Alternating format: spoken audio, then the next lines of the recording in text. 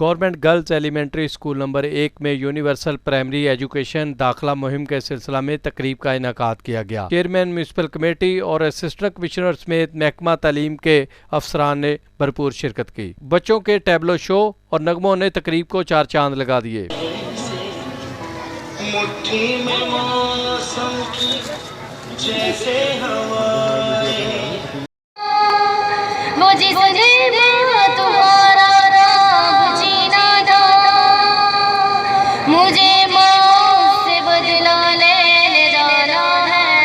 MNA Chaudhary Azhar मान ने खिताब करते हुए कहा, हमने हर बच्चे को कलम और किताब उसको देनी है और उसको तालीम याफ्ता करना है। जिससे आपने पोलियो के कतरे पिलाने हैं, उस तरह ये हमारे लिए उतना ही अहम कौमी फरीजा है। मेहमान खुसूस ने अपने हाथों से बच्चे को दाखिल करके 2017 की दाखिला मुहिम का आगाज किया और दाखिल होने वाले तलबा में तोहफे भी तकसीम किए। मेहमान ग्रामी ने बच्चों की तरफ से बनाए गए मॉडल्स को खूब सराहा और स्टॉलों पर जाकर फालतू अशिया से बनाई गई अशिया के स्टॉल चेक किए। बच्चे और वालिदैन तालीम के हसूल के लिए कोशिश करें तो वो दिन दूर नहीं जब 100% शरह खानगी का ख्वाब पूरा ना हो सके।